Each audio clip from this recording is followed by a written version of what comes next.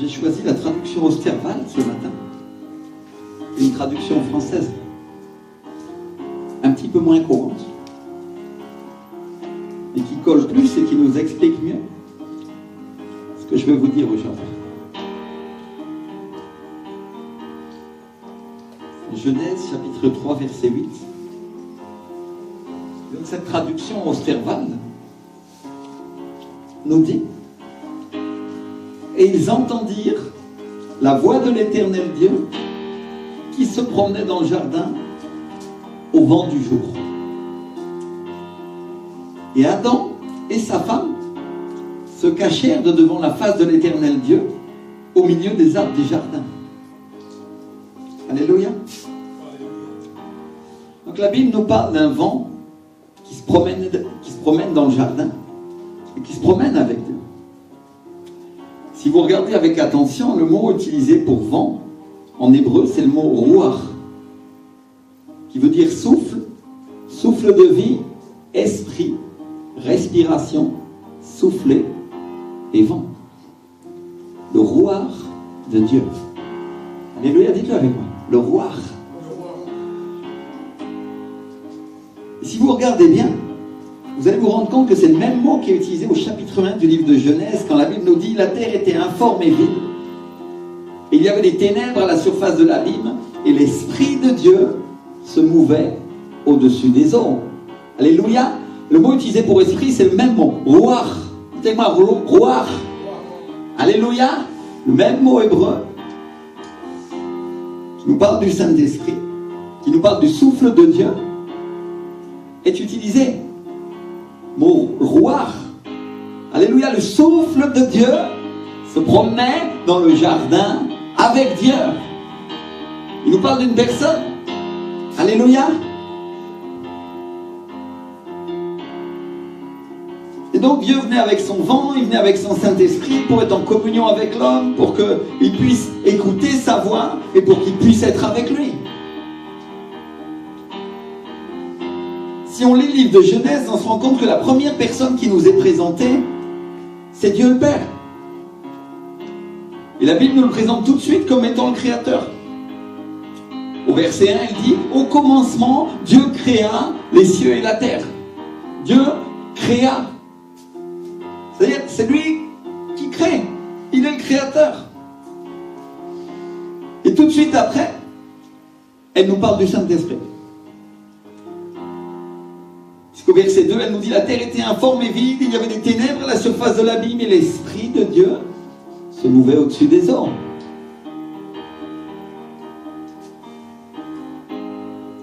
Une chose que je voudrais qu'on voit, mes frères et sœurs, c'est que le Saint-Esprit, le ruach de Dieu, il était là avec Dieu depuis le commencement. Dis-le à ton voisin, à ta voisine: l'Esprit du Seigneur, le ruach de Dieu, était avec Dieu. Depuis quand?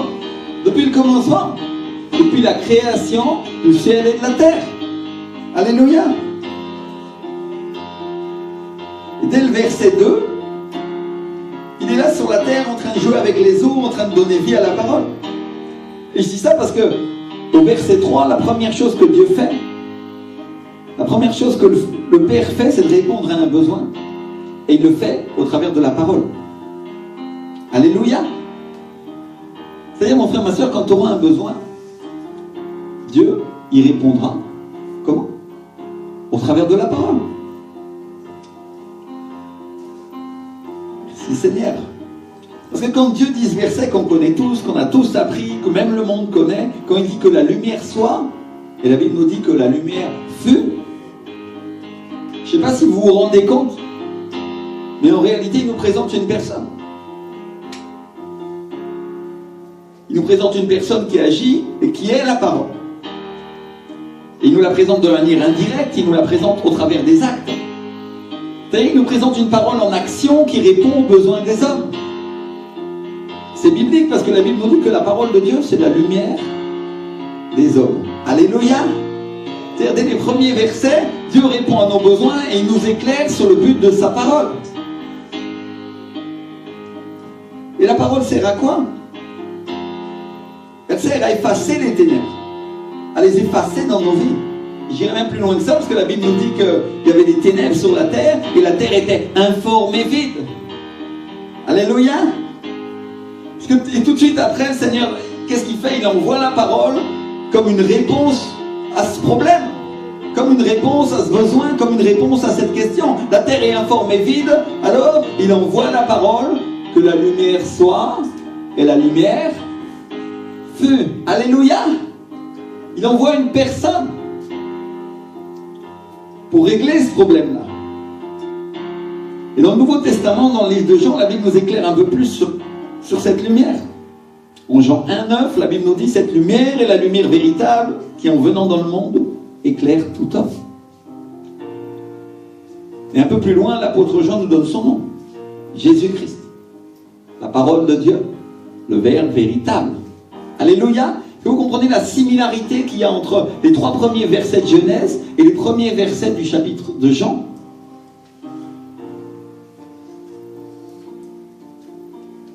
Donc cette parole qui a la puissance, cette parole qui change les ténèbres en lumière, et cette parole qui éclaire porte un nom, et ce nom c'est Jésus. Alléluia. Et c'est très intéressant parce qu'au verset 4 du livre de Genèse, la Bible nous dit que Dieu vit que la lumière était bonne, et Dieu sépara la lumière d'avec les ténèbres. Dieu fit quoi? Il la sépara. Alléluia. C'est-à-dire, à partir du moment où tu es en Jésus, les ténèbres n'ont plus rien en toi et elles n'ont plus rien à voir avec toi. Dieu t'a séparé d'avec les ténèbres. Alléluia. Il a séparé les ténèbres et la lumière. Et donc celui qui crée la lumière et qui est la lumière lui-même, crée la lumière sur la terre et crée les ténèbres. Vous me suivez? Soyez attentifs parce que c'est très délicat, il y a beaucoup de choses cachées dans ces choses. Et donc on est en train de parler de choses spirituelles, mais qui ont quand même à voir avec le matériel. Parce que vous voyez ce que dit la Bible au verset 3 du livre de Genèse: Dieu crée la lumière, mais il ne crée pas le soleil. Vous avez fait attention à ça? C'est-à-dire, il est en train de parler des choses spirituelles. Il dit: je crée la lumière en tant que telle, et je crée les ténèbres. Alléluia. Mais en même temps, il parle aussi de choses matérielles. Et vous allez voir que au verset 16, il crée le soleil et les étoiles. C'est à partir du verset 16 qu'il est créé. À ce moment-là, Dieu dit qu'il y a des luminaires dans l'étendue du ciel pour séparer le jour d'avec la nuit, que ce soit des signes pour marquer les époques, les jours et les années, et qu'ils servent de luminaires dans l'étendue du ciel pour éclairer la terre. Et cela fut ainsi. Dieu fit les 2 grands luminaires, le plus grand luminaire pour présider au jour, c'est le soleil, et le plus petit luminaire pour présider à la nuit, c'est la lune. Et il fit aussi les étoiles.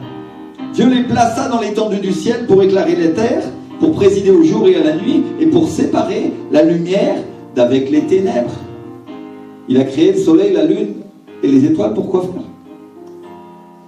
Une deuxième fois, pour séparer la lumière d'avec les ténèbres. C'est intéressant parce qu'au verset 3, il dit: Dieu créa la lumière et les ténèbres, et il les sépara. Alléluia. Et il dit: il vit que la lumière était bonne, et c'est Jésus, non? Quand tu dis: ah mais oui, mais Jésus existait depuis avant le commencement. Oui, il est la parole, n'est-ce pas? Et au verset 16, il crée le soleil, la lune et les étoiles. C'est-à-dire là on parle de choses naturelles qui vont éclairer la terre physique sur laquelle nous nous trouvons. Et qu'est-ce qu'il fait encore? Il sépara. Il les crée pourquoi? Il les crée pour séparer la lumière des ténèbres. Alléluia. Il est quoi? Séparer. Dieu insiste complètement sur ces choses-là pour nous dire que nous sommes séparés des ténèbres. Il a créé ces choses-là pour qu'il y ait une différence.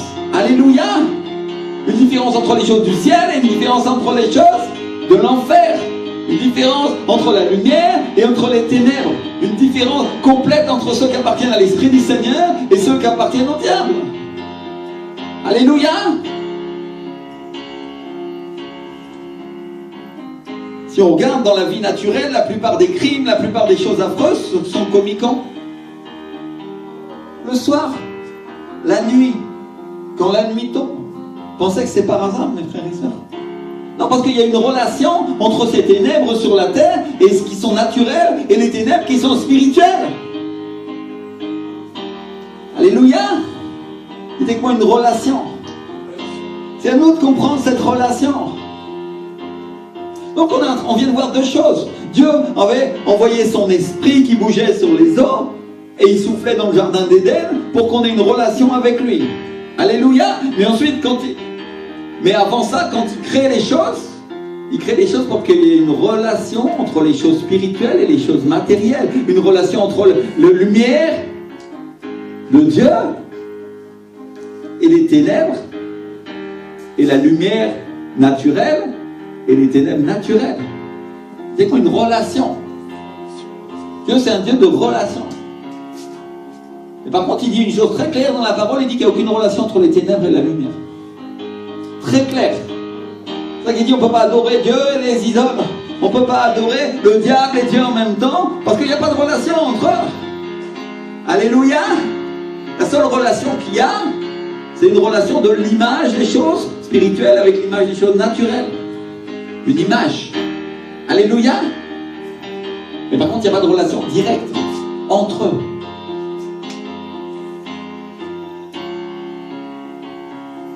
Et tu vas dire, ça date d'il y a longtemps, le fait que les choses mauvaises se passaient la nuit, parce que si tu regardes l'histoire de Sodome et Gomorrhe, quand les hommes voulaient violer les anges, ça s'est passé à quel moment ça?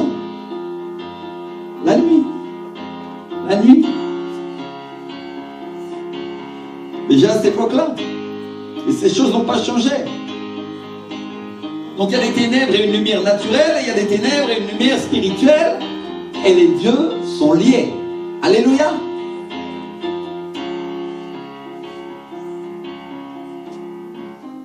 Donc Dieu a créé le naturel pour être en relation avec le spirituel. Et la Bible nous dit qu'on a été créé par la parole et aussi pour la parole. Alléluia. Nous avons été créés par Jésus et aussi pour Jésus. Amen. Et la Bible, c'est comme des charades à tiroir avec des mots qui en remplacent d'autres. Mais la seule personne qui peut les mettre en relation, c'est le Saint-Esprit. Alléluia.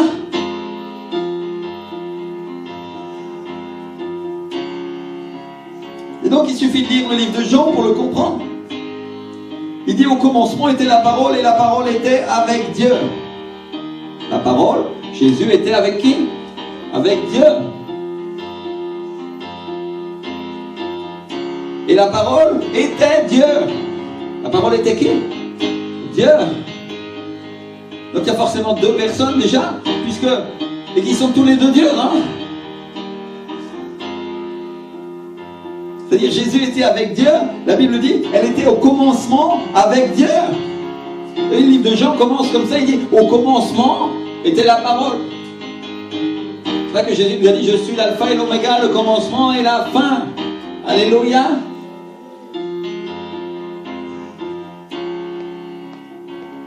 Donc Jésus était avec Dieu depuis le commencement. Et si je continue ce verset du livre de Jean, en le décortiquant de cette manière-là, la Bible dit, toutes choses ont été faites par elle, et rien de ce qui a été fait n'a été fait sans elle.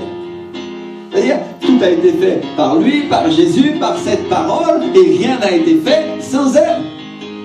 C'est-à-dire, toute la création du monde et ta propre vie a été faite par la parole, et pour la parole, tu as été fait par Jésus. Peut-être tu es là sur la terre en train de te dire à quoi je sers, et pourquoi je sers, et qu'est-ce que quoi, et mes parents m'ont fait, et est-ce qu'ils s'aimaient vraiment, et peut-être j'ai l'impression qu'ils ne s'aiment plus, et je ne sais pas quoi. Mais le Seigneur, dis-moi, tu as été fait par moi et pour moi.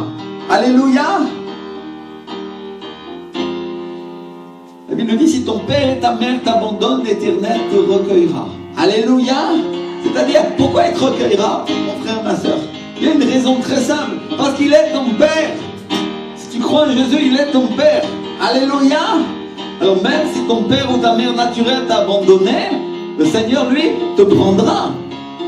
Parce que tu lui appartiens. Alléluia.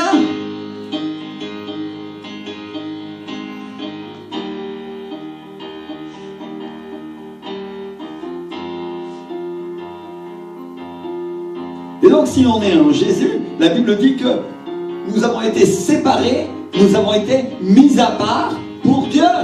Avec moi, séparés. Dieu Dieu a séparé les ténèbres et la lumière spirituelle. Il a séparé les ténèbres et la lumière naturelle. Et il a séparé ceux qui appartiennent à son Église, qui appartiennent à Jésus, pour qu'ils appartiennent à la lumière d'en haut. Alléluia. Et qui est la lumière d'en haut? Jésus-Christ. Il est la lumière véritable qui éclaire tout homme. Alléluia. Merci Seigneur. Gloire à Dieu. Et donc si Dieu nous a séparés des ténèbres, nous devons comprendre une chose, c'est que c'est à nous de faire tout ce qu'il faut pour que nous restions dans cet endroit-là. Alléluia. Mon frère, ma soeur, si je te donne un billet d'avion pour aller être citoyen d'un pays merveilleux, tu vas faire tout ton possible pour y rester, n'est-ce pas? Alléluia. Et la Bible dit que tous ceux qui croient en Jésus ont obtenu le salut. Ils appartiennent à Dieu. Alléluia. Et un jour, ils iront au ciel. Mais nous devons maintenir notre condition de fils ou de fille. C'est-à-dire, Dieu est en train de nous dire que nous ne pouvons pas nous mélanger avec ces ténèbres qu'il y a sur la terre. On parle de ténèbres naturelles et on parle de ténèbres spirituelles. Alors évidemment, les choses de la chair sont plus faciles à comprendre. On comprend que peut-être il ne faut pas aller dans une boîte de nuit, parce que, bah oui, les gens ils font toutes sortes de choses. On comprend que peut-être il ne faut pas faire ceci ou cela. Mais il y a aussi des choses spirituelles que nous devons comprendre parce que nous sommes des enfants de Dieu. Alléluia.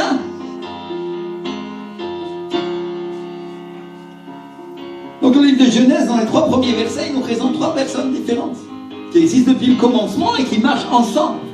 Dieu le Père, qui est le Créateur, le Saint-Esprit, qui est le souffle, le roi de Dieu, et la parole qui amène la lumière, Jésus-Christ de Nazareth. Alléluia. Gloire à Dieu. Et les 3 marchent ensemble. Et ça, mon frère, ma soeur, ça veut dire une chose. Ça veut dire que s'il t'en manque un, ils te manqueront tous. Parce que la réalité, c'est qu'ils marchent tous ensemble.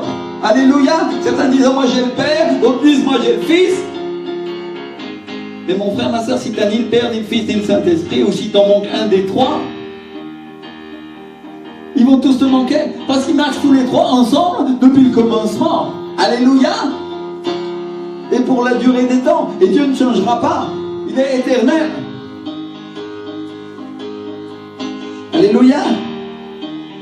Et j'aimerais que vous prêtiez attention à la délicatesse de Jésus, à la manière dont il se présente. Je dis bien il parce que c'est lui-même qui se présente. Parce que c'est cette même parole qui nous le présente. Il nous présente le Père, il nous présente le Saint-Esprit, et ensuite il dit que la lumière soit, et la lumière fut.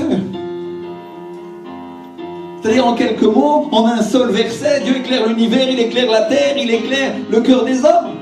Et c'est sa manière de se présenter à nous. C'est pas que Jésus dit, je suis doux et humble de cœur. Il n'est pas en train de dire, je suis Jésus, c'est moi le grand roi. Non. Il ne parle même pas de lui. Il donne un témoignage indirect par les actes. Alléluia. Mais pourtant il se présente et cette parole le présente.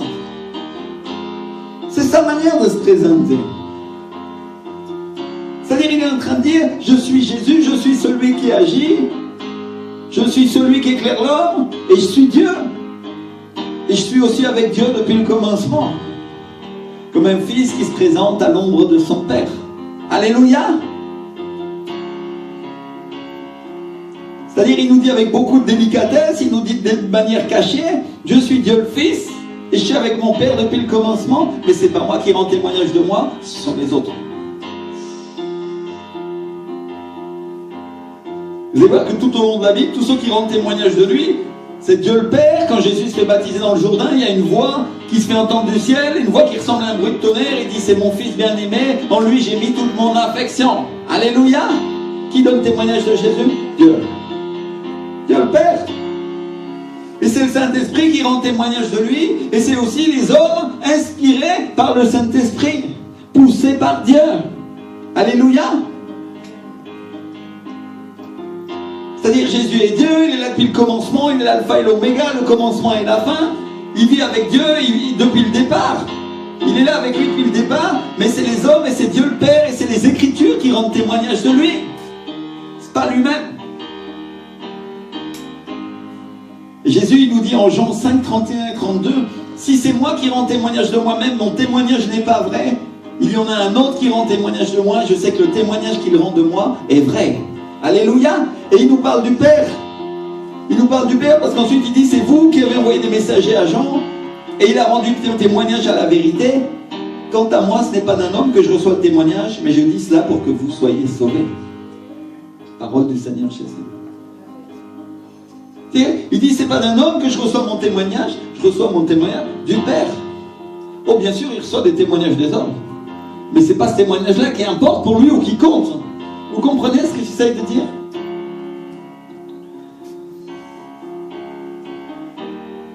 Et c'est les Écritures qui rendent témoignage de lui. Et les Écritures sont inspirées par qui? Par l'Esprit du Seigneur. Vous savez que tout ça, ça marche ensemble. C'est un tout. Alléluia.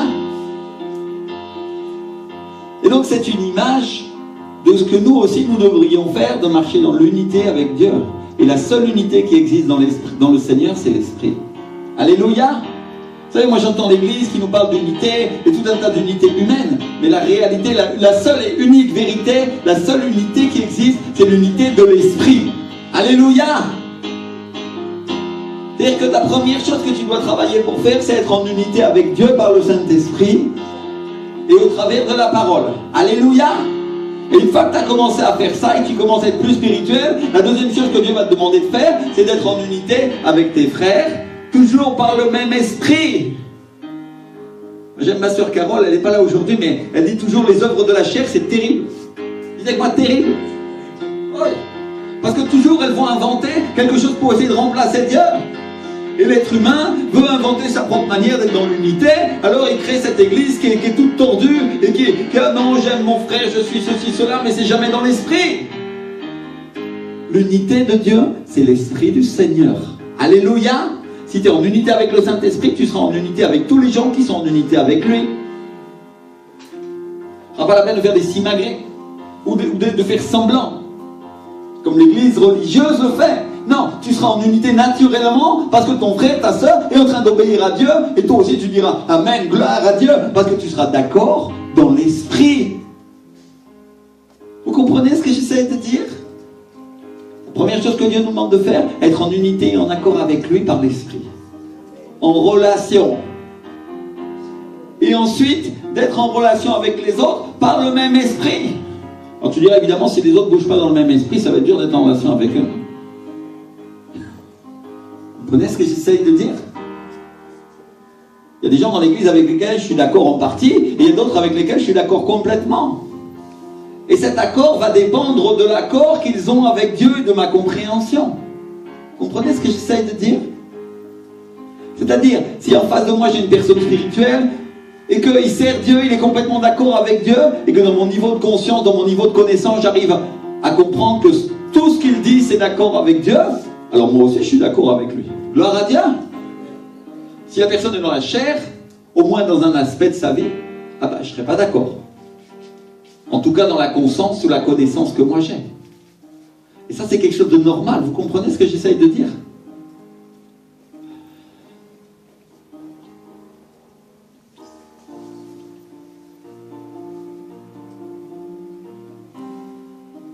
Et ça nous inspire aussi une autre chose.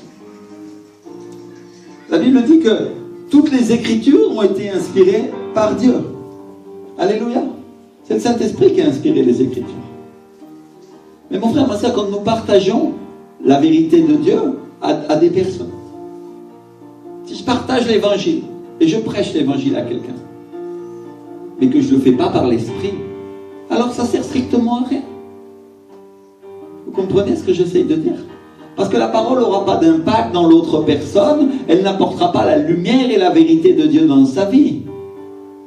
Ce que Dieu veut que nous fassions, c'est que nous partagions la parole de Dieu par le Saint-Esprit. Alléluia. Ça nécessite que nous le connaissions personnellement. Et ça nécessite que nous puissions l'écouter et lui obéir pour parler de Jésus. Parce que tout le monde peut parler de Jésus. Mais peut parler de Jésus par l'Esprit du Seigneur, celui qui lui appartient vraiment. Alléluia. Et ce que j'essaie de dire, c'est qu'il y a des degrés dans notre vie de connaissance ou de compréhension des choses d'en haut. Alléluia. Ça veut dire que si mon degré est élevé, je vais partager des choses profondément spirituelles et elles vont couler naturellement. Mais si mon degré est bas, je vais partager des choses qui seront mélangées. Et le résultat sera à la hauteur de ce que moi je suis avec Dieu.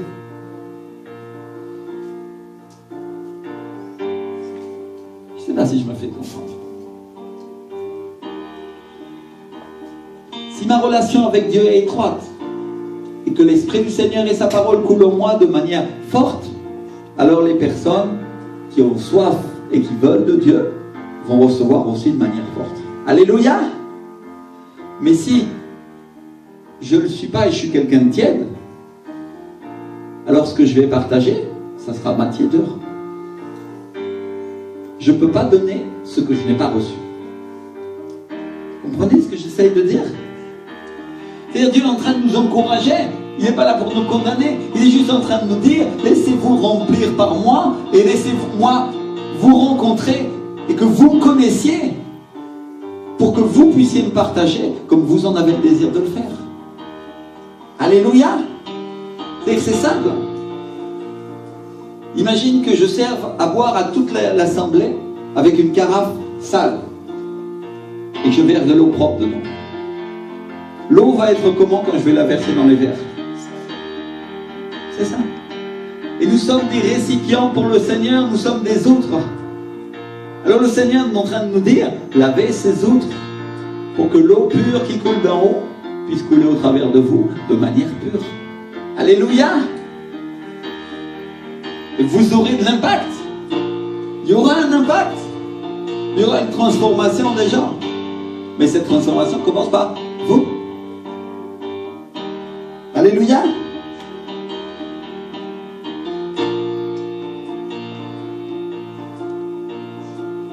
Donc on a besoin du souffle.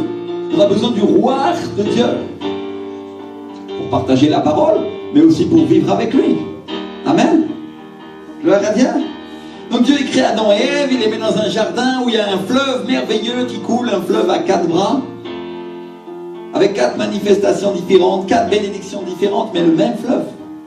C'est aussi une image de l'Esprit de Dieu.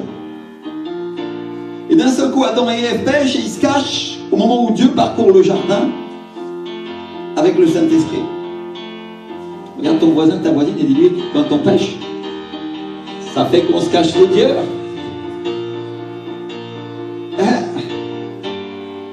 Et c'est pour ça que, quelque part, ils n'entendaient pas vraiment sa voix, non? Ou en tout cas, ils ne voulaient pas l'entendre. Ça vous est arrivé de ne pas vouloir entendre la voix de Dieu? Ça nous arrive quand on pêche. Et on remplace ça par la chair. C'est ce qui arrive à certains chrétiens. Ils n'entendent pas la voix du Seigneur parce qu'ils se cachent de lui dans leur chair. Ils se créent une image, une idole de Dieu dans leur chair pour ne pas entendre la voix de l'Esprit qui leur dit change, transforme ça. Mais dès qu'on reconnaît, qu'on dit Seigneur pardonne-moi et qu'on lui dit tout notre cœur qu'on est prêt à changer, la voix du Saint-Esprit commence à venir comme un vent dans notre vie. Alléluia. Dites avec moi un vent. Vous êtes posé la question de savoir pourquoi Dieu se promène avec le vent? Parce que c'est lui qui porte sa voix. Ah. Quand tu parles avec ta bouche, ton cerveau donne un ordre à ta bouche et à tes cordes vocales, et le vent porte la voix à d'autres. Et ils peuvent l'entendre. Alléluia. Et de la même manière, Dieu le Père parle, et l'Esprit du Seigneur apporte sa voix. Alléluia. Où Jésus parle, et l'Esprit du Seigneur apporte sa voix. Ça, c'est la raison pourquoi Dieu le Père se promène avec l'Esprit dans le jardin. Une des raisons.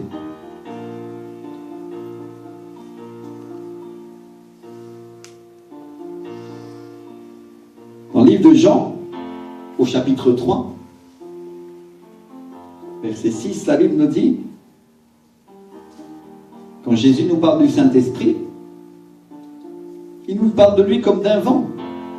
Quand il parle de la nouvelle naissance à Nicodème, quand il lui parle de naître de l'Esprit, de naître de nouveau, il lui dit, le vent souffle où il veut, et tu en entends le bruit, mais tu ne sais ni d'où il vient, ni où il va. Ainsi en est-il de tout homme qui est né de l'Esprit. Alléluia. Il ne voit pas le vent, mais il a une action. La plupart du temps, on ne voit pas l'Esprit du Seigneur, mais pourtant il agit. Quand on y réfléchit, c'est ce qui est arrivé à Adam et Ève. Ils ont vu le souffle, alors, ils ont vu sa manifestation probablement, et ils ont entendu sa voix, même s'ils avaient péché.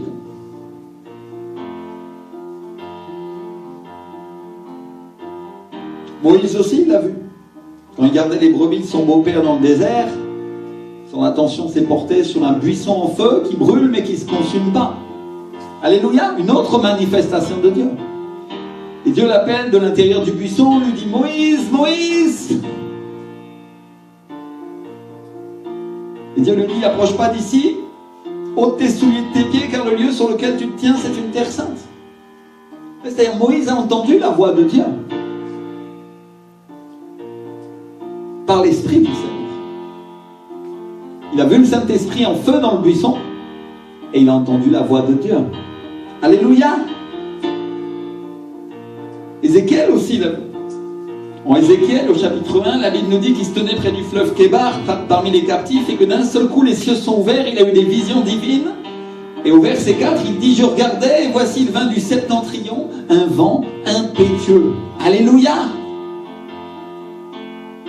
Une grosse nuée et une gerbe de feu qui répandait de tous côtés une lumière éclatante, au centre de laquelle brillait comme de l'airain poli sortant du milieu du feu. Il a vu un vent impétueux et un feu. Alléluia. Le vent et le feu. Les anges qui sont sous le trône de Dieu, et tout de suite après Dieu commence à lui parler et il lui donne son appel. Alléluia. Enfin ma soeur, quand on voit le vent ou quand on voit la manifestation du Saint-Esprit, bien souvent après on entend la voix de Dieu. Alléluia. Merci Seigneur. C'est ce qui est arrivé à Moïse. Dieu il a commencé à lui parler depuis le buisson et ensuite il l'a envoyé. Et quand Moïse a commencé à développer une relation avec lui, après ça il lui a dit comment agir. Et Dieu a commencé à agir. Au début ses frères ils ne le croyaient pas. Et Dieu a envoyé des signes, il a envoyé des plaies qui sont venues à bout des doutes et de l'incrédulité. Et du Pharaon et des Hébreux. Alléluia. Vous saviez ça qu'au début quand quelqu'un a un ministère, au début quand le feu du Saint-Esprit commence à se manifester, la plupart des frères et sœurs ne croient pas que ça vient de Dieu. Et le méprisent. Vous le saviez? Ah. C'est arrivé à Joseph. C'est arrivé à Moïse. Et ça arrive encore aujourd'hui, mes frères et sœurs. Et donc le peuple de Dieu, malgré sa réticence, finit par accepter de suivre Moïse dans le désert. Parce que bon, quand Dieu a envoyé les plaies d'Égypte et tout ça, ils finissent par dire, bon quand même, celui-là il ne dit pas que des bêtises, Dieu est quand même vraiment avec lui. Alléluia. Merci Seigneur. Mais c'est ça le problème, c'est que souvent, le peuple de Dieu commence à bouger quand il voit les résultats.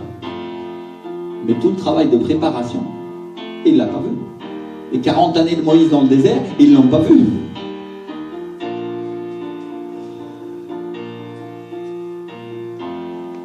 Et à ce moment-là, les Hébreux aussi le voient. Ils voient la colonne de feu et de nuée qui commence à les guider dans le désert.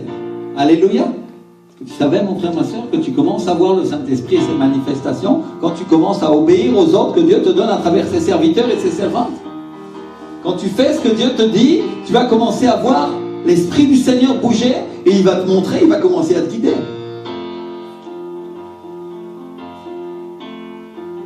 Et donc ils suivent Moïse et ils suivent le Saint-Esprit. Ils suivent Dieu. Ils se retrouvent en face de la mer Rouge et là ils sont coincés et ça leur paraît impossible. Il vient une opposition. Les Égyptiens viennent avec leurs chars pour les tuer. Et là le peuple commence à pleurer, à s'angoisser. Le Seigneur parle à Moïse et il leur dit, dis-leur qu'il n'ait pas peur, marchez. Dites-moi, marchez. Faites ce que je vous dis. C'est ça qu'il est en train de leur dire Moïse. Dieu nous a dit de marcher, alors on va marcher. Droit devant nous. Ah mais Moïse, devant nous il y a la mer Rouge. C'est impossible ce que tu dis de faire. Écoute, on ne te demande pas de faire à la place de Dieu. Fais ce que Dieu te dit. Quand le peuple de Dieu a commencé à faire ça, Moïse a étendu sa main, il a étendu sa barre sur la mer, et un vent est venu du ciel le roi de Dieu a commencé à souffler et la mer Rouge a été ouverte en deux et le peuple est passé entièrement à pied sec. Alléluia. Obéissance à Dieu. Obéissance à l'autorité, ça va ensemble. Alléluia. Si le peuple de Dieu n'avait pas obéi à Moïse, la mer Rouge ne serait pas ouverte. C'est-à-dire Dieu n'aurait pas donné l'autorité à Moïse.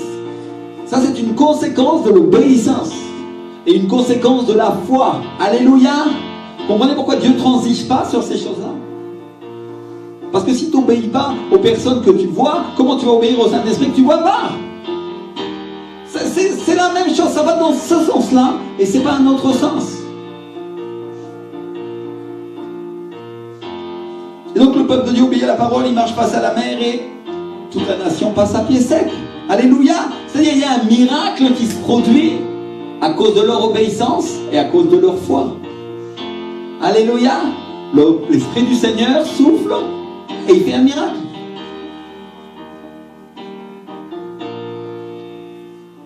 Quand je suis allé en 2008 à Bogota, je suis allé parce que le Saint-Esprit m'a appelé. Il m'a dit va à Bogota parce que je vais te donner l'onction.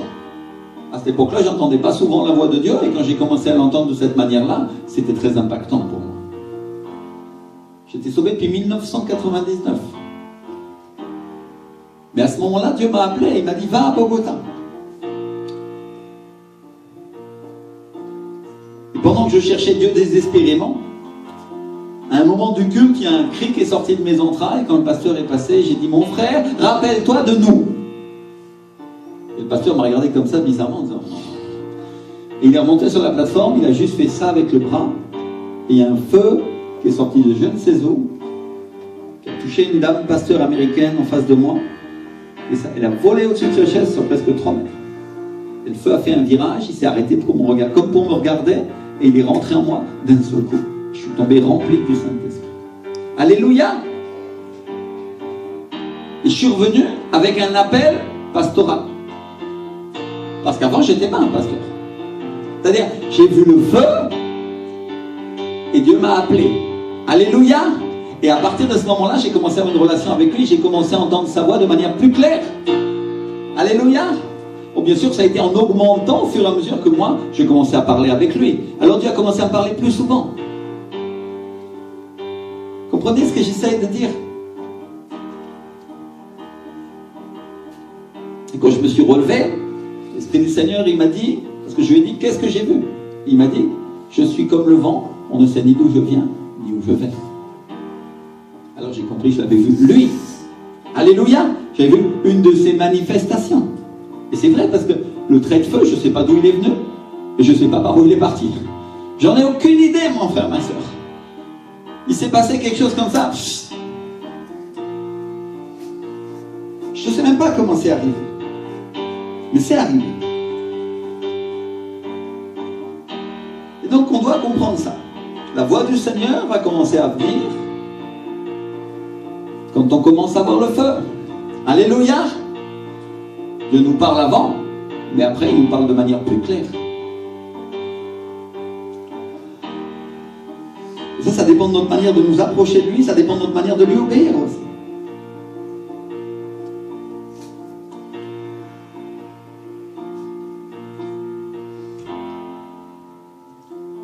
Dans le livre des Actes, la Bible nous parle d'un vent violent qui soufflait le jour de la Pentecôte, qui soufflait sur les disciples. Et en espagnol, la Bible Reina Valera, elle traduit un viento recio. C'est-à-dire un vent fort, un vent violent, un vent qui venait du ciel, un vent surnaturel de Dieu, qui a inondé la pièce pendant qu'ils le cherchaient, pendant qu'ils étaient réunis en train de prier. C'est à ce moment-là que c'est arrivé. Et la Bible nous dit que c'était comme un tonnerre, qu'il y avait un grondement, un tumulte qui secouait cette salle. Et qui est-ce qui a une voix qui ressemble au tonnerre, mon frère, ma soeur? Le Père. La Bible nous dit dans le livre d'Apocalypse, au chapitre 14, et j'entendis du ciel comme une voix, j'ai entendu du ciel une voix comme un bruit de grosses eaux, comme le bruit d'un grand tonnerre, et la voix que j'entendis était comme celle de joueurs de harpe jouant de leur harpe. Une voix de tonnerre, une voix comme le bruit des grandes eaux. Ça, c'est la voix du Père. Alléluia. C'est-à-dire la voix de Dieu se fait entendre d'en haut, elle entre dans la salle, elle entre dans la chambre haute, portée par le vent du Saint-Esprit. Ça vous rappelle rien? Dieu se promène dans le jardin, il fait entendre sa voix, il se promène avec le souffle, le roi de Dieu. Et ils entendent sa voix. Alléluia. Et l'Esprit souffle, il amène la vie. Donc vous comprenez ce qui s'est passé? Les disciples cherchaient Dieu. Ils obéissaient à la voix de Dieu, ils obéissaient à la parole donnée par Jésus. Et pendant qu'ils se mettent à prier, pendant qu'ils se mettent à chercher Dieu, Dieu le Père fait entendre sa voix. L'Esprit entre dans la salle et un vent violent se met à souffler. Toutes les portes sont fermées, mais le vent surnaturel de Dieu est là. Souffle sur la salle.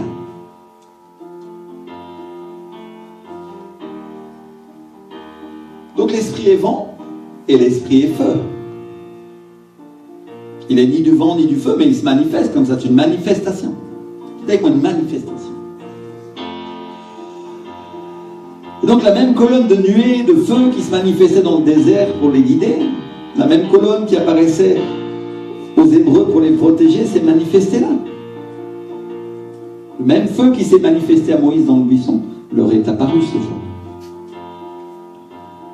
On parle d'un feu surnaturel, un feu qui brûle mais qui ne se consume pas. Et le mot pour feu en hébreu c'est Esh. Alléluia. Le Esh de Dieu leur est apparu dans le buisson. Et quand ils se posent sur chacun d'eux, ils se mettent à parler en d'autres langues, ils reçoivent des dons de l'Esprit. Alléluia. J'aimerais qu'on comprenne le changement de temps, le changement de période qui se passe à ce moment-là. C'est-à-dire que l'Esprit ne se pose pas sur une seule personne, il ne se pose pas seulement sur Pierre, il se pose sur chacun d'eux individuellement. Alléluia. Et ils se mettent à parler dans des langues inconnues, et les gens qui les écoutent, qui sont des étrangers, les entendent parler chacun dans leur propre langue. Un peu comme si ici, il y avait des gens de toutes les nations, et des Australiens, et des Égyptiens, et des je sais pas quoi. Et quand tu es en train de parler en langue, eux, ils entendent parler des merveilles de Dieu dans leur propre langue. Alléluia. Et des Russes, tu parles pas russe, mais eux, ils vont comprendre ce que tu dis. L'Esprit du Seigneur a ce pouvoir. Et Pierre est transformé en une autre personne. D'un seul coup, il est transformé en super prédicateur. La Bible nous dit qu'il se met à prêcher. Et ce jour-là, plus de 3000 personnes se convertissent. D'ailleurs, mon frère, ma soeur, quand l'Esprit du Seigneur est sur toi, il y a un changement qui se produit. Pierre, il savait sûrement prêcher. Sûrement, il était bon pour prêcher. Et Jésus l'avait envoyé avec les disciples, 2 par 2, pour prêcher sa parole et pour porter témoignage de lui. Mais à partir du moment où le Saint-Esprit descend sur lui, il n'est plus le même disciple. Il n'est plus le même Pierre. D'un seul coup, il est rendu semblable à Jésus. Alléluia. C'est un Jésus en puissance. L'Esprit du Seigneur est sur lui et les mêmes miracles commencent à se manifester. Alléluia. Voilà ce qui se passe avec un croyant, une croyante, quand l'Esprit du Seigneur commence à venir sur sa vie. Merci Seigneur.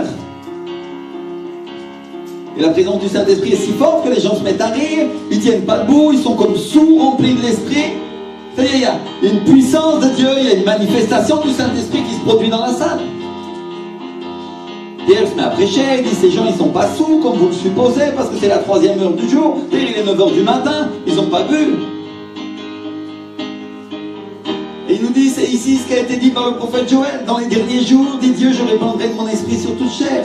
Vos fils et vos filles prophétiseront, vos jeunes gens auront des visions et vos vieillards auront des songes. Oui, sur mes serviteurs et sur mes servantes dans ces jours-là, je répandrai de mon esprit et ils prophétiseront. Je ferai paraître des prodiges en haut dans le ciel et des miracles en bas sur la terre, du sang, du feu et une vapeur de fumée. Le soleil se changera en ténèbres et la lune en sang avant l'arrivée du jour du Seigneur, de ce jour grand et glorieux. Alors quiconque invoquera le nom du Seigneur sera sauvé. Alléluia. Joël a annoncé la fin des temps. Et le signe et la manifestation de ces choses à venir a commencé avec la Pentecôte. Alléluia. Et à partir de la Pentecôte, le premier accomplissement de la parole prophétique de ce que Dieu allait déverser son esprit sur toute chair a commencé à se déverser sur l'Église. Alléluia. Et Dieu dit dans les derniers temps, je ferai des plus grandes choses que ça. Vous ferez des plus grandes œuvres. Ma maison, la gloire à venir est plus grande que la première.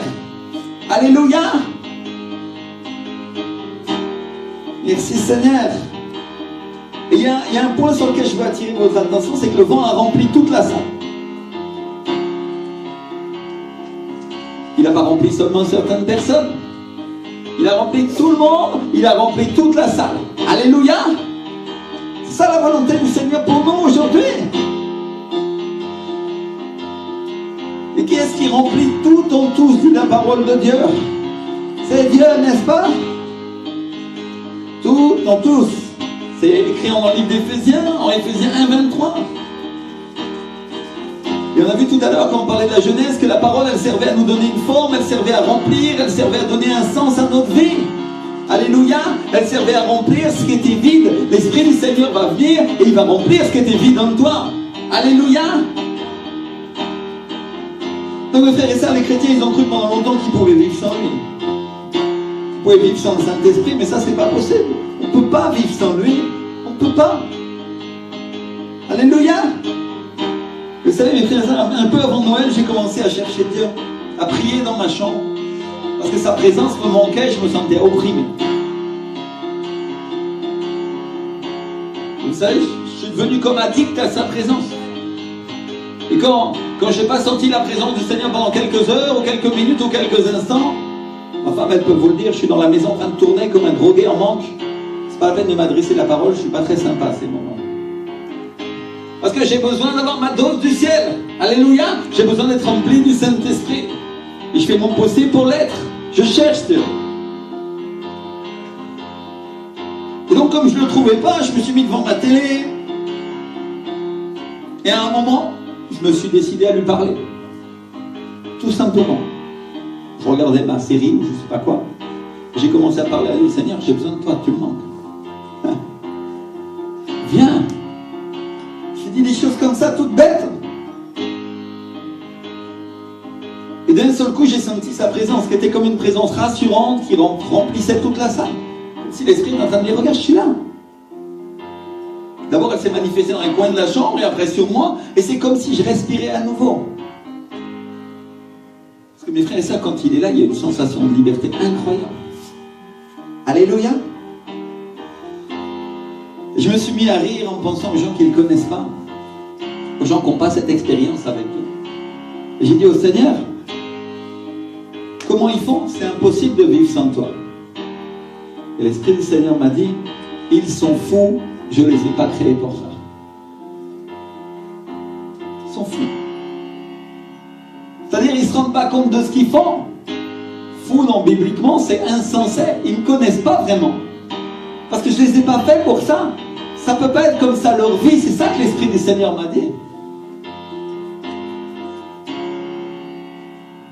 J'ai été rempli du Saint-Esprit, je me suis mis à trembler. Je sentais comme un fleuve qui venait sur moi. C'était une expérience forte avec Dieu. Comme un fleuve parce qu'il est rafraîchissant, et comme un feu parce que je sentais ce feu surnaturel qui venait sur mon front, qui illuminait mon front, ma pensée, mon corps. Ça, c'est une expérience que je n'avais jamais faite encore. Il y avait comme une lumière sur mon front à cet instant-là, et je commençais à voir clairement et à comprendre clairement les choses de l'Esprit dans ma vie, à avoir conscience de certaines choses. Alléluia.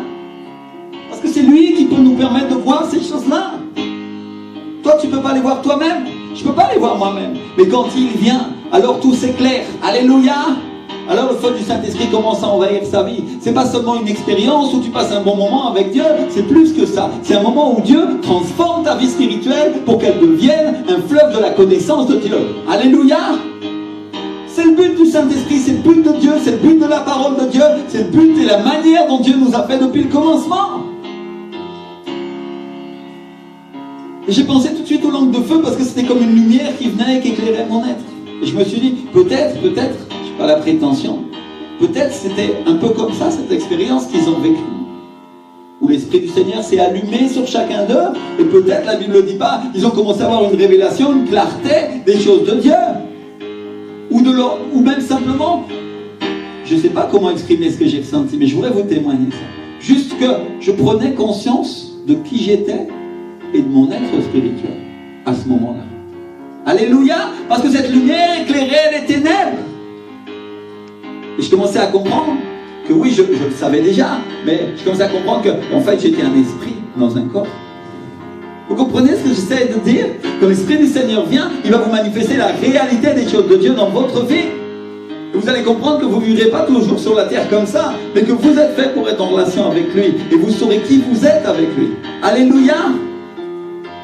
Parce que le monde nous ment, le monde nous amène toutes sortes de connaissances, de choses qui nous occupent avec des choses si différentes. Mais l'Esprit du Seigneur est l'Esprit de Jésus. Et Jésus est la vérité. Alléluia! Et sans cette vérité, nous ne pouvons pas vivre. Beaucoup de gens disent, moi j'ai Jésus, mais ils n'ont pas le Saint-Esprit. Sans le Saint-Esprit et sans Jésus, sans cette lumière, sans cette connaissance, nous ne pouvons pas vivre. Alléluia! Donc c'est une expérience qui transforme notre quotidien, parce que quand on vient de passer du temps avec lui, on est dans la joie. Et pendant plusieurs heures, plusieurs minutes ou plusieurs jours, tu es là dans la joie et tu as envie de sauter. Et bien sûr, il y a un diable après qui vient pour t'éteindre un peu le feu, non? Alors qu'est-ce qu'on fait dans ces cas-là? On retourne à la source. Alléluia! Voilà la vie d'un chrétien. Il est là pour vivre non pas une seule expérience avec Dieu, mais une série d'expériences qui fait qu'il a une relation avec le Saint-Esprit. Alléluia! Il dit quoi? Une relation. Vous savez, l'erreur de beaucoup de chrétiens, ils ont vécu une expérience. Un jour, le pasteur les a touchés, ils ont été remplis. Un jour, ils ont eu une parole prophétique. Un jour, gloire à Dieu! Gloire à Dieu pour tout ça. Mais après, ils arrêtent et ils disent, ah voilà, ça y est, j'ai eu mon expérience. Et Dieu te dit, c'est pas une expérience que je veux avoir avec toi, c'est une relation. Alléluia! Vous savez, une personne, si on prend l'image d'un couple, parce que la Bible dit que l'Église, c'est l'épouse de Christ, non? Si on prend l'image d'un couple, une personne qui a des expériences avec des femmes, ou des expériences avec des hommes, on appelle ça comment? Mon frère, ma soeur, Dieu est fidèle. Il veut une expérience de fidélité avec vous. Ça veut dire qu'il veut pouvoir avoir cette relation tous les jours avec vous, quand il veut, et à n'importe quel moment. Alléluia! C'est ça, avoir une relation avec Dieu. Dieu, c'est pas un hôtel de passe. Je viens à l'église et j'ai une expérience. Gloire à Dieu pour cette expérience. Merci Seigneur. Et puis après, je viens plus parce que j'ai eu mon expérience. Non, Dieu dit, je veux te donner des expériences tous les jours, dans ta maison, dans ta chambre, avec moi, il te dit le Seigneur. Alléluia, dans l'église, à tout instant, à tout moment, je veux être dans ta vie, dit le Seigneur. Mon frère, ma soeur, Dieu vient pour ton cœur et il ne va pas satisfaire d'autre chose que de tout ton cœur et pas seulement d'une partie. Alléluia.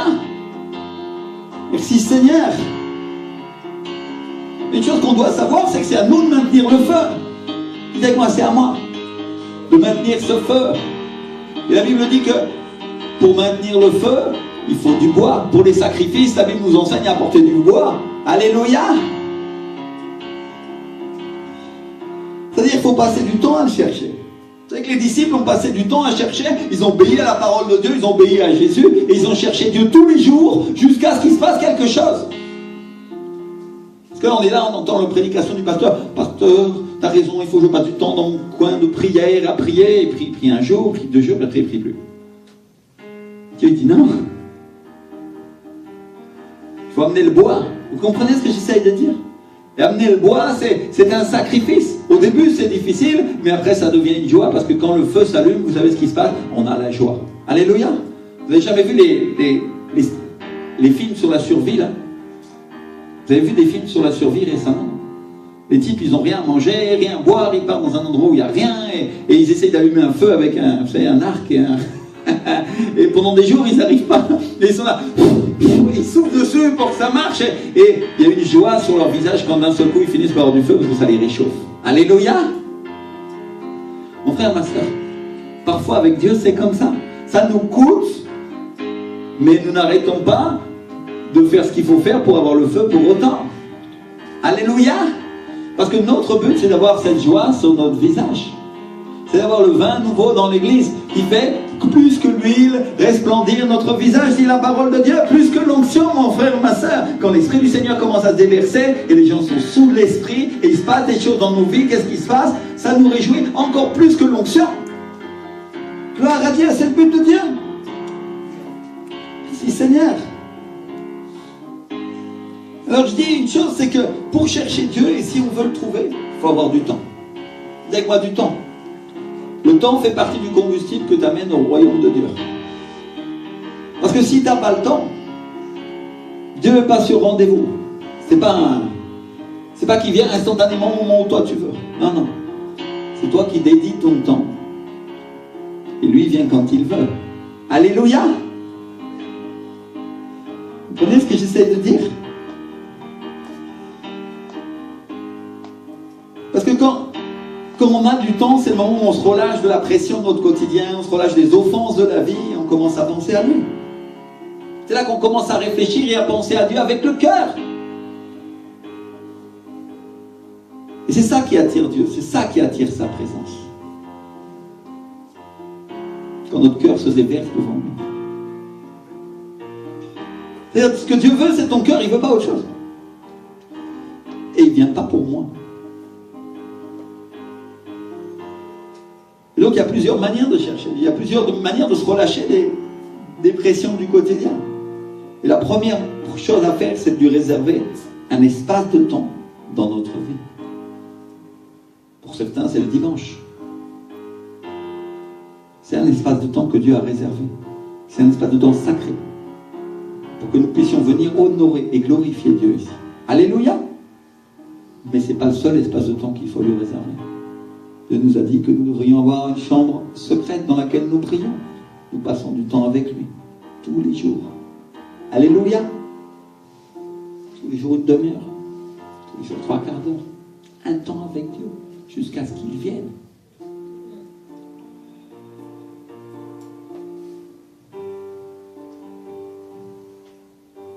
Alors qu'est-ce que je fais?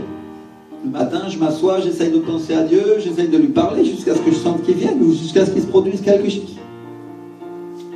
D'autres fois, je suis en train de lire sa parole ou je regarde simplement par la fenêtre en essayant de penser à lui. Ou d'autres fois, je m'allonge juste sur mon lit et j'essaye de me détendre parce que j'arrive à le trouver comme ça. Puis d'autres fois, il vient au moment où je ne m'attends pas, même si ça fait des heures que je n'arrivais pas à le trouver.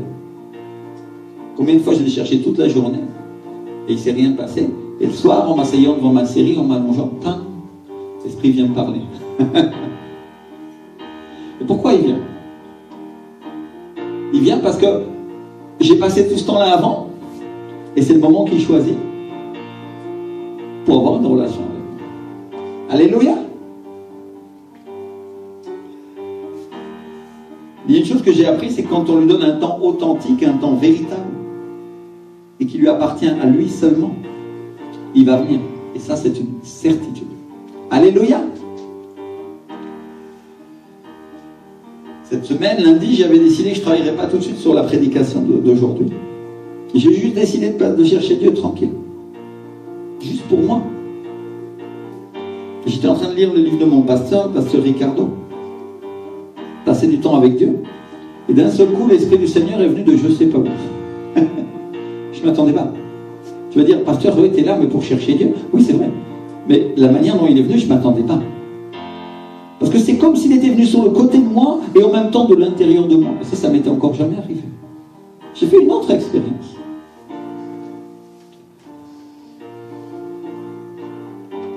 Et j'ai commencé à rire, à trembler, à être rempli de l'onction. Et l'Esprit du Seigneur, il m'a dit, tu ne sais toujours pas d'où je viens et tu ne m'as pas vu venir. Il faisait référence à la première fois où je l'avais rencontré en Colombie pour me dire, regarde, je suis toujours pareil.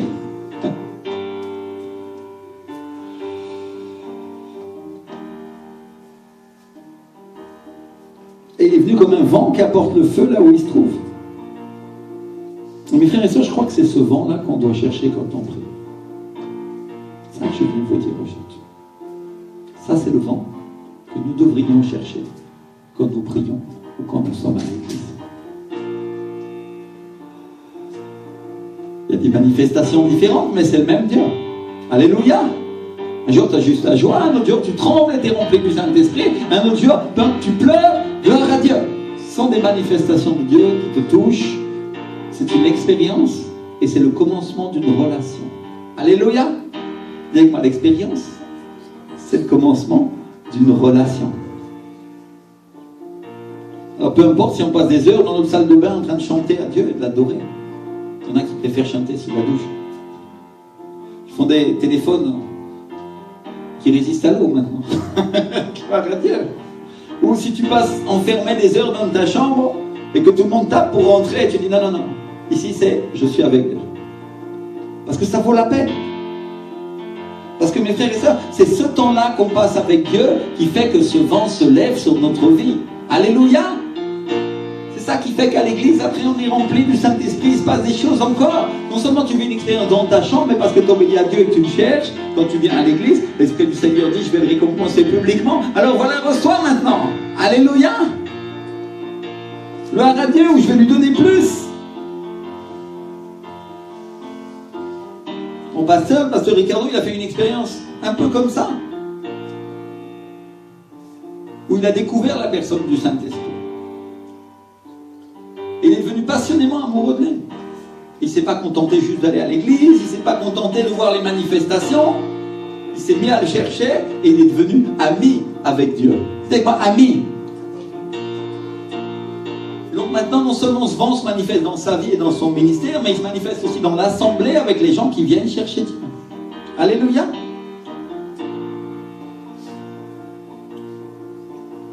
C'est-à-dire que son but en priant, ça a été de trouver ce vent, ça a été de passer du temps avec lui parce que c'est une personne. Alléluia.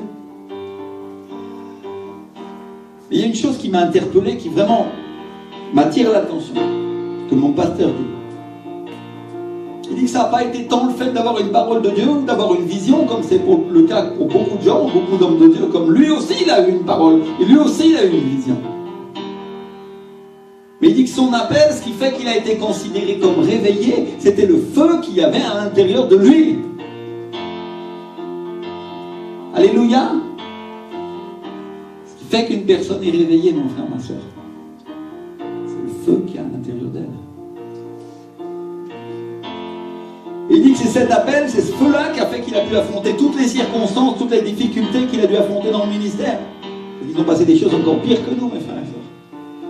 Mais ils ont tenu parce qu'il y avait le feu. Alléluia! Je crois que ça, c'est quelque chose que nous devons savoir. Si nous avons le feu du Saint-Esprit en nous, alors nous tiendrons quoi qu'il arrive. Il dit aussi que le réveil, ce n'était pas dans le nom de l'Église ou l'appel qu'il y a sur la vie d'un chrétien ou d'une chrétienne, mais le feu qu'il y a à l'intérieur de lui. De son Église, elle s'appelle Centre mondial de réveil. Gloire à Dieu! C'est un nom que le Seigneur a donné. Mais il dit, c'est pas ça qui fait le réveil. Il dit, c'est pas mon ministère qui fait le réveil. Il dit, c'est le feu que Dieu a mis à l'intérieur de moi et qu'il met à l'intérieur de vous. Alléluia! C'est-à-dire, il dit que c'est ça qui permet de dire qu'une personne, elle est vraiment réveillée, c'est qu'elle a reçu le feu. Parce que quand elle reçoit le feu, c'est la personne qui est là tous les dimanches. Elle veut servir Dieu, elle veut obéir à Dieu, elle prêche l'évangile à tout le monde. Il se passe quelque chose, une transformation dans son intérieur qui montre qu'elle a reçu ce feu. Alléluia!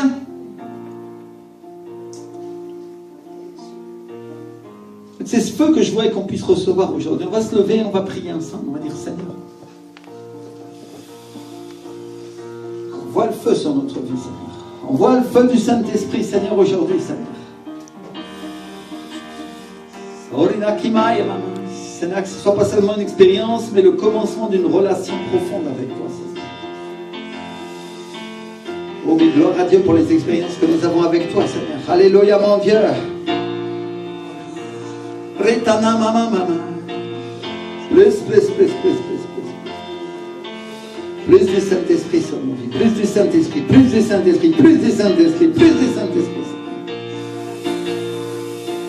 Plus du Saint-Esprit, Seigneur. Alléluia. Aujourd'hui, on voit le feu sur nos vies, Seigneur, mon Dieu. Qu'il se manifeste en nous, Seigneur. Qu'il se multiplie au milieu de nous, Seigneur, mon Dieu. Le Seigneur dit, écoute,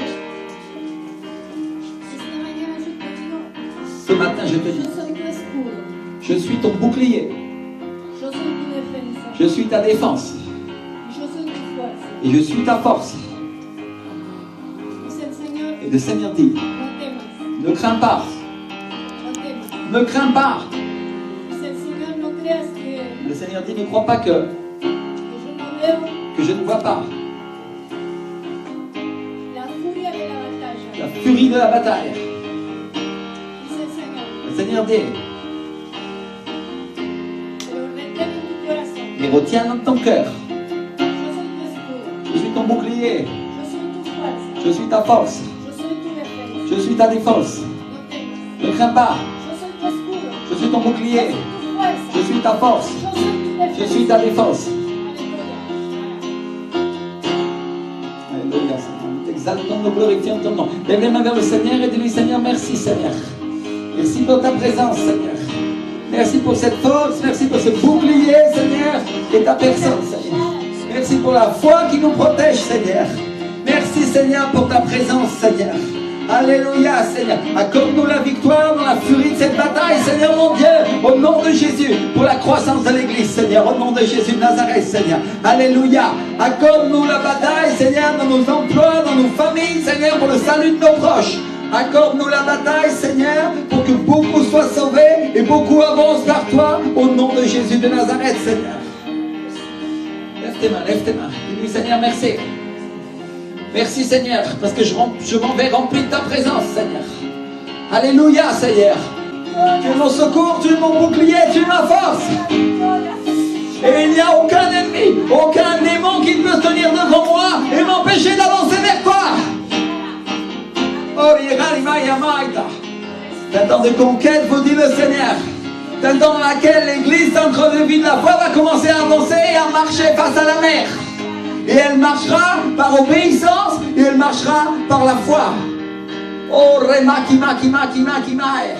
Et je marcherai pour vous, dit le Seigneur. Je marcherai pour vous, dit le Seigneur. Il n'y a aucun ennemi que je ne mettrai à terre, dit le Seigneur, car je peux tout et vous pouvez tout en Jésus-Christ qui vous fortifie. Vous ne regardez pas comme insignifiant, dit le Seigneur. Certains d'entre vous ont commencé à se regarder eux-mêmes et à dire, vous n'y arriverez pas. Et le Seigneur dit, ne craignez pas. Ne craignez pas, parce que moi, j'irai avec vous, dit le Seigneur dans cette bataille. J'irai avec vous. J'irai avec vous, dit le Seigneur. Et chaque fois que vous chercherez un refuge, je serai là, dit le Seigneur. Je serai là pour vous, dit le Seigneur. Holy Karima, prends un temps pour prier, prends un temps pour prier. Présence de Dieu, présence de Dieu. Prie du Saint-Esprit ce matin. Prie de la présence de Dieu. Prie de l'onction. Oh, Rema, mama. Oh, Renaki, Mayene, Masé, Mama. Il est santé, Kirinaïs. Oh, Rikashi, Karimana. Shinakorima. Passe du temps avec Dieu cette semaine. Passe du temps. Laisse-lui un temps conséquent. Tu prends un temps que tu ne vas pas limiter et tu laisses que Dieu fasse ce qu'il veut. Et si pendant ce temps-là tu ne trouves pas Dieu, c'est pas grave. Tu lis la parole, tu écoutes les louanges, tu pries, et à un moment, il va se passer quelque chose. Je ne sais pas si la première fois, la deuxième fois, la troisième fois, la 10e fois, mais à un moment, il va se passer quelque chose. À un moment, tu vas vivre une expérience avec le Seigneur. À un moment, Dieu va commencer à parler à ta vie. Alléluia! Si tu as passé 1 heure avec Dieu et c'est rien passé, le soir, tu t'assois encore un quart d'heure, tu dis, Seigneur, j'ai besoin de toi, Seigneur. Je ne sais pas à quelle heure tu veux me visiter, mais je m'assois là et je t'attends, Seigneur. Je m'attends à ton souffle. Alléluia! Je m'attends à ton souffle. Je m'attends à ta visite, Saint-Esprit. Et tu vas voir que tout ce temps que tu consacres à Dieu, non seulement tu vas grandir spirituellement, mais l'Esprit du Seigneur va commencer à l'honorer comme une offrande. Alléluia! Et qu'est-ce qui se passe quand on met une offrande sur l'autel? Quand le peuple de Dieu mettait une offrande sur l'autel, vous savez ce qui se passait? Le feu de Dieu descendait du ciel et il le consumait. Le feu de Dieu, c'est le Saint-Esprit. Alléluia! Donc quand tu mets le temps comme offrande au Seigneur, tu vas voir que le feu de Dieu va descendre sur ta vie et tu vas sentir ce feu et tu vas commencer à brûler pour Dieu. Alléluia! Le feu qui brûle mais qui ne se consume point. Ça ne va pas te détruire. Au contraire, ça va t'animer pour être plus près de lui. Amen. Seigneur vous bénisse. Passez un super dimanche, vraiment. Je vous attends dimanche prochain. Avec la paix. Alléluia. Avec la paix. Soyez bénis.